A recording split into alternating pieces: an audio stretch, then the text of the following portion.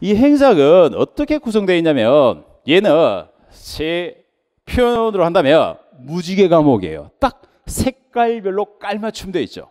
이대로입니다. 알겠죠? 행작을 무지개 과목으로 접근하는 건 아마 많이 행작이 유일할 텐데 이 무지개 과목으로 어떻게 구성되어 있냐면 첫 번째 총론이라는 게 있습니다. 총론. 행작 전체에 대한 개요만 들어온 게 아니라 그 외에 여러 가지 강론들과 연결하기 위한 이론이라든가 혹은 국가는 어떻다, 정부는 어떻다, 그리고 행정의 이념은 어떻다, 그리고 앞으로 이론 전개는 미국에서 100년 동안 어떤 과정을 거치면서 전개했다. 이러한 요소들을 총론해서 망라해서 소개합니다. 복잡하지 않습니다. 알겠죠? 총론. 두 번째 파트로 들어가게 되면 바로 정책론이라는 게 있습니다. 정책론. 이 정책은 어떤 걸 정책이라고 부른다면 우리가 정책은 이름은 많이 들어봤겠죠. 뭐 국방정책, 뭐 의료정책, 교육정책, 그리고 더불어서 요즘 K방역, 코로나 관련돼 가지고 방역정책 굉장히 많아요. 알겠죠? 이러한 다양한 정책들을 또 살펴보게 될 겁니다. 그럼 정책은 이제 정부가 미래를 향해서 어떻게 해나가고자 하는 아주 의지를 갖고 있는 미래적인 플랜, 이런 걸 우리가 정책이라고 불러줍니다. 과거에 대한 이야기가 아니라 미래에 대한 이야기죠. 물론 이 정책학도 사실은 60년대 미국적 배경 하에서 하나의 독립된 과목으로 더 확산돼 들어왔습니다. 그래서 이런 정책도 볼 거고, 또 하나 조직이라는 파트가 있습니다. 조직. 자, 이 조직론에서는 이제 공무원이 이렇게 구성되면 이 안에서 구체적으로 어떤 구조를 갖고 있는지, 거기서 어떤 역할을 하고 있는지, 그리고 그 기능들이 어떻게 환경과 또 작동되고 있는지, 이러한 것들을 여러분이 자연스럽게 보고 배우시게 될 거라고. 그리고 또 하나의 파트가 뭐가 있냐면 바로 그 안에 있는 사람들에 대한 이야기. 알겠죠? 인사행정이라고 불러줍니다. 인사행정. 인사행정. 알겠죠? 안녕하세요 인사 아닙니다. 네, 썰렁한 농담했습니다. 알겠죠? 안녕하세요가 아니고 사람에 관한 일이다 이 말입니다. 사람에 관한 일들. 그래서 인사행정에서 그러면 이 공무원 조직 안에서의 사람들은 어떻게 움직이고 있고 그들의 임무는 어떻게 부여되고, 그래서 신분은 어떻게 보좌할 것이고 관리는 어떻게 할 것이고 교육훈련은 어떻게 할 것입니까? 라는 등등의 이야기를 인사행정에서 볼 겁니다. 그리고 또 있습니다. 재무행정이 있습니다. 재무행정. 요 재무행정 하면 여러분이 주로 돈 이러는데, 물론 돈 맞습니다. 돈 맞죠? 돈 중요합니다만 돈도 돈이지만 국가가 갖고 있는 재정적 자원들을 어떻게 움직여가는가를 실질적으로 학습을 하게 됩니다.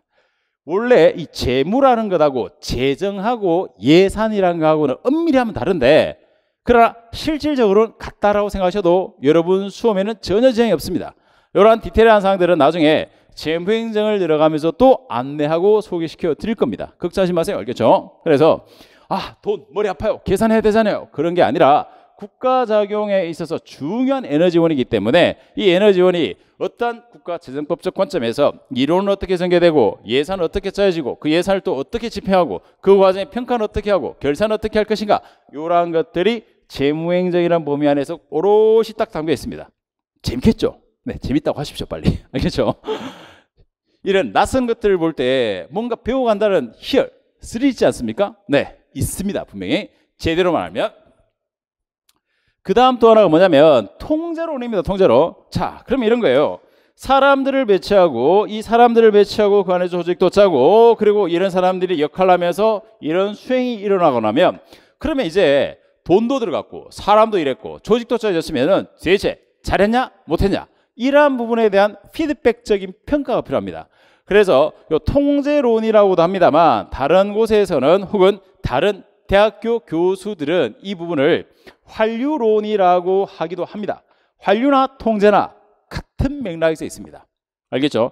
그래서 이 통제와 환류도 이론적으로 어떤 맥락적 관점에서 전통을 갖고 있고 그 기법은 어떤 게 있느냐, 그리고 피드백을 어떻게 해야 될 것인가, 이러한 것들에 대한 다양한 이론들을 또 보시게 될 겁니다.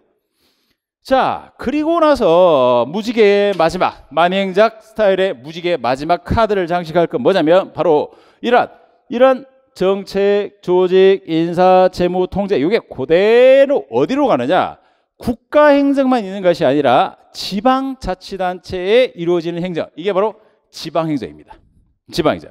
그래서 제가 정의 내린 대로 간다면 행작은 무지개 과목이에요. 딱 7가지 색깔로 딱 주어져 있죠.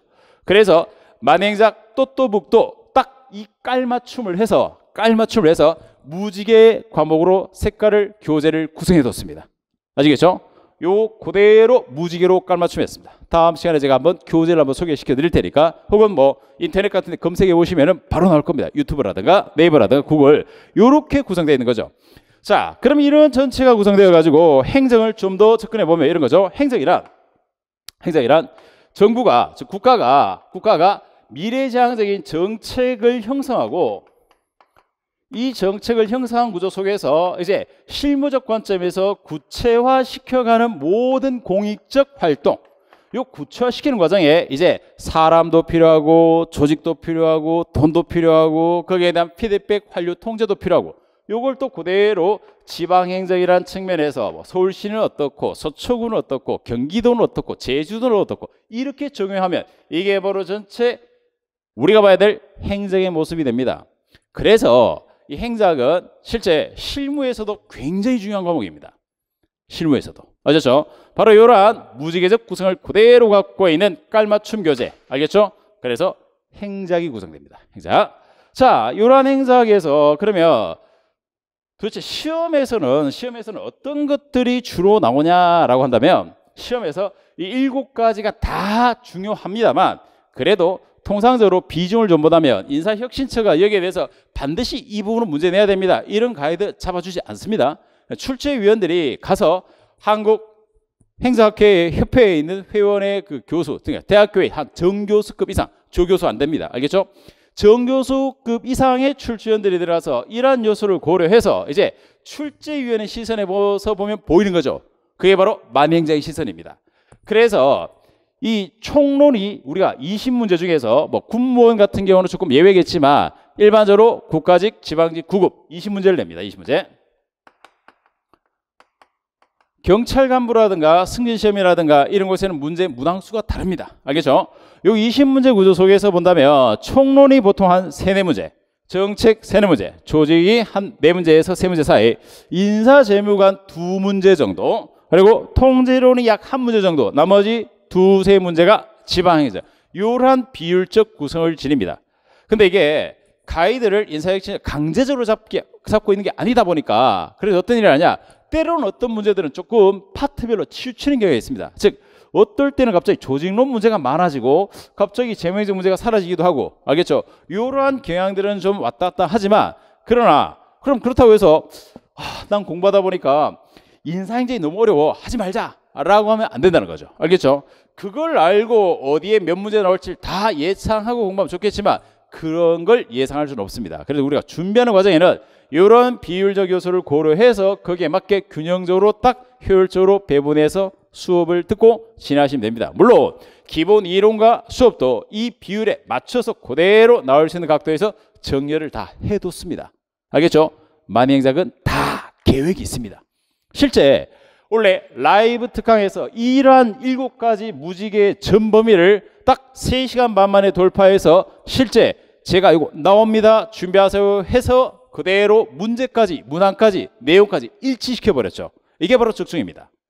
특히 지방자치 경찰제 같은 경우 여러분 라이브 특강 들어보셨겠지만 이거 나오니까 내면 다음에 효율성과 능률성을 이렇게 낼 거고 민주성 이렇게 나올 거니까 준비하세요 했는데 바로 시험에 그대로 아마 제가 만든 파이널 600제 문제와 똑같이 나왔습니다. 이게 적중이에요. 알겠죠? 그러니 범위는 넓지만 우리는 뭐더 해야 될 걸 정확히 하면 언제든지 고득점 할 수 있는 게 행작이에요. 그럼 기존에 행작에 대해서 불편한 시선들, 잡다하다, 산만하다, 외워도 안 된다, 해도 점수도 안 오른다, 뭔지 모르겠다, 이러한 다양한 시선들은 전부 다 뭐다? 행작 공부를 제대로 안 해서 나타나는 겁니다. 더 말한다면 만행작 공부를 안 해서 그런 거죠. 우린 이미 해결하고 왔다는 거죠. 우리의 커리어는 완성되어 있습니다. 아셨죠? 자, 이러한 무지개 잘 기억해 두십시오. 앞으로 수업 시간에 여러분은 이 무지개 파트를 하나씩 저와 함께 다다다다닥 쌓아가면서 진짜 무지개를 만들어낼 겁니다. 아셨죠? 네. 자, 이게 바로 행작의 구성이 갖고 있는 기본적 요소입니다. 자, 혹시라도 수업 들으시면서 질문할 거 있으시면 언제든지 채팅창에 질문 올려주시면 제가 보고 바로바로 답변할 수 있는 것들은 소화해서 답변해 드리도록 하겠습니다. 네, 약 1,500명이 들어와 계신데 모두 반갑습니다. 네. 자, 이러한 무지개 과목, 특히 요번에 만행작 시리즈 보면 요 깔맞춤 색깔 그대로 나갑니다. 그래서 요 기본선은 빨가, 그 다음에는 주황색인 또또부, 그리고 기출, 이렇게 시리즈가 짠 하고 펼쳐질 테니까 보고 계시면 되고, 기본선은 이미 나왔습니다. 또또부도 나왔고 강의도 올라가고 있고.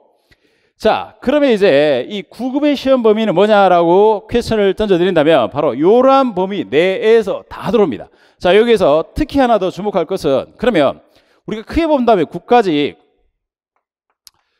시험이 있고 지방직 시험 이렇게 해서 소속 모집 단위별로 나눈다면 이렇게 나눠볼 수 있는데, 이런 질문들을 굉장히 많이 하죠. 특히 처음 오시는 분들이. 그러면 저는 지방직 시험을 치려고 하는데 지방직이니까 지방행정 엄청 많이 하고 이거를 열심히 해야겠군요 라고 하는데, 아니에요.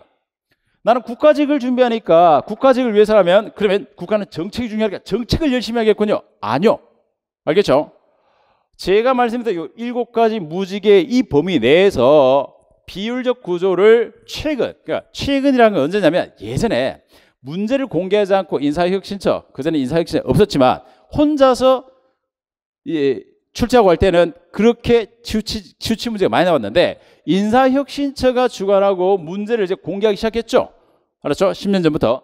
그 뒤로는 이렇게 치우친 문제 경향을 크게 띄지는 않습니다. 즉, 국가직을 하더라도 7가지 무지개를, 지방직을 준비하더라도 7가지 무지개를 단 그 요소에 따른 강약과 비중은 제가 수업 시간에 다 조절을 해두고 고려를 해뒀습니다. 그대로 따라가시면 됩니다. 쉽죠? 네. 이미 길은 나와 있고 답은 정해져 있습니다. 그 길을 그대로 가시면 되는 겁니다. 자, 이렇게 해서 바로 행작의 범위, 그리고 거기에 들어있는 9급의 범위는 어떠냐라는 것까지 이제 오해 없도록, 흔히 뭐 잘못된 댓글이라든가 혹은 Q&A라든가 이런 걸 토대로 해서 너무 오해를 많이 갖고 계시기 때문에, 그런 오해와 즉 진실과 거짓을 오늘 정확하게 행작에서 한번 만행작을 토대로 해서 털어버리시고 제대로 알고 가는 시간을 갖고 가셔야 됩니다. 아시겠습니까?